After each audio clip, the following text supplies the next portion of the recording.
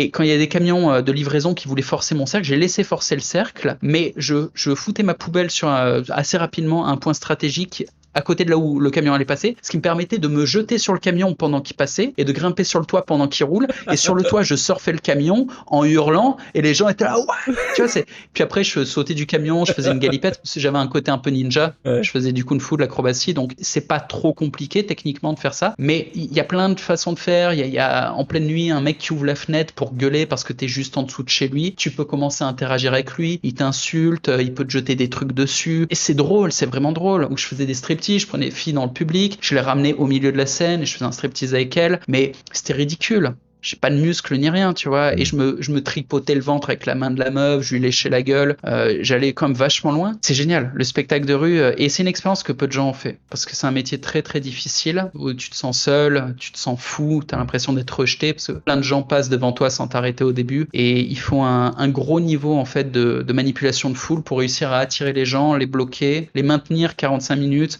sans qu'il y ait de temps mort, puis à la fin passer le chapeau et gagner sa vie comme ça. C'est plus de 15 ans, j'en ai connu qui ont fait ça 25 ans, on l'a usé. Vraiment, ça les a un peu dégommés à la fin. Je pense que j'ai arrêté à temps. Moi, j'ai arrêté au bout de 15 ans de métier. Un jour, j'étais très, très satisfait du spectacle que j'ai fait et j'ai dit c'est le dernier. Et je suis content.